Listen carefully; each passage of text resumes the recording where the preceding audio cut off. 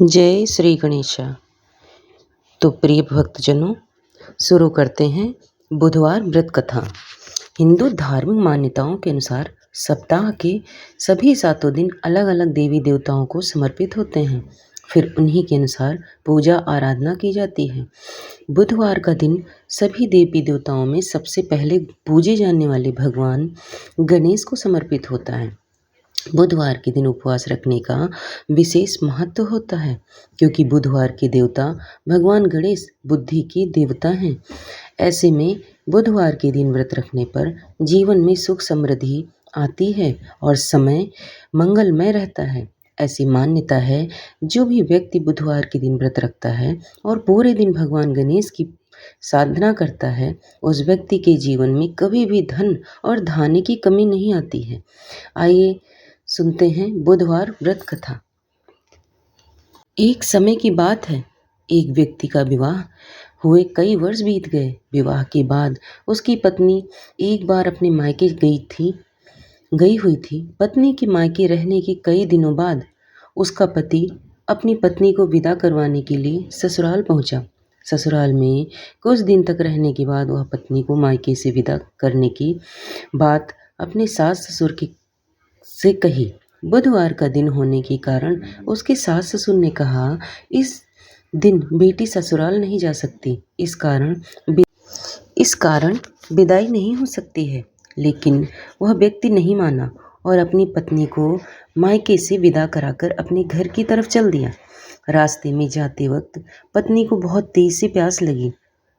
जब पति पानी की तलाश में इधर उधर भटकने लगा, काफ़ी देर के बाद जब वह पानी लेकर वापस लौटा तो उसने देखा कि पत्नी के पास उसी की वेशभूषा में कोई अन्य व्यक्ति पत्नी के संग बैठकर बातें करता हुआ दिखाई दे रहा है। दोनों व्यक्ति आपस में लड़ने लगे। पहले व्यक्ति ने गुस्से से दूसरे व्यक्ति से पूछने लगा कि वह कौन है और क्यों उसकी पत्नी के साथ बैठकर बातें कर रहा है। फिर आपस में लड़ने लगे।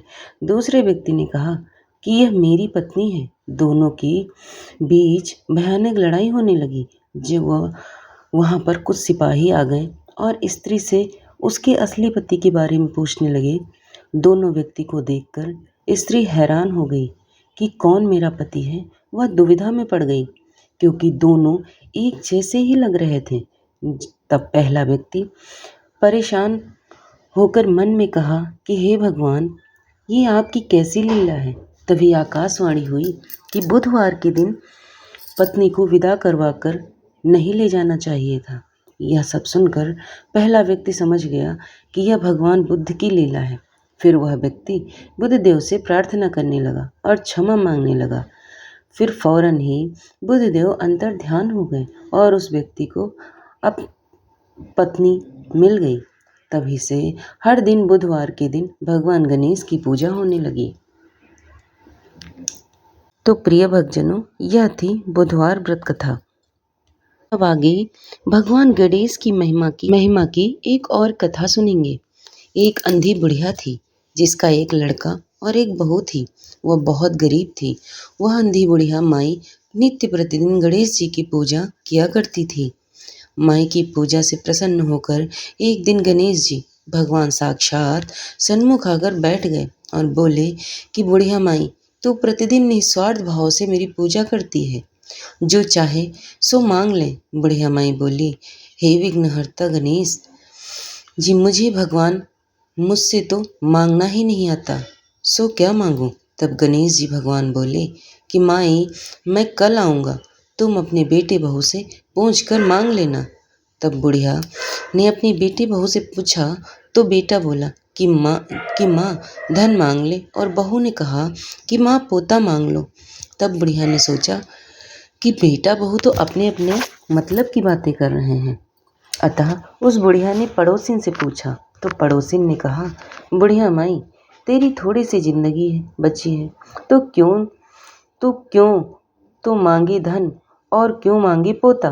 तो केवल अपने दीदा घोड़ा आँखें और घोड़े मांग ले, मतलब कि आँखें और घोड़े मांग ले, ताकि राज कर, जिससे तेरा जीवन सुख से व्यतीत हो जाए। उस बुढ़िया ने बेटे तथा बहू अथवा पड़ोसिन की बात सुनकर घर में जाकर सोचा, जिससे बेटा बहू की भी खुश हो जाए और मेरा भी भला हो जाए, वह भी मांग लूँ। दूसरे दिन जब गणेश जी भगवान आए, बोले, बुढ़िया माई मांग ले। गणेश जी भगवान के वचन सुनकर बुढ़िया माई बोली, हे विघ्नहर्ता, अन्न देवो धन देवो, निरोगी काया देवो, अमर सुहाग देवो, दीदा घोड़ा देवो, सोने की कटोरे में पोते को दूध पीता देखूं, अमर सुहाग देवो और समस्त परिवार को सुख देवो, आपके श्री चरणों में मुझे स्थान देवो।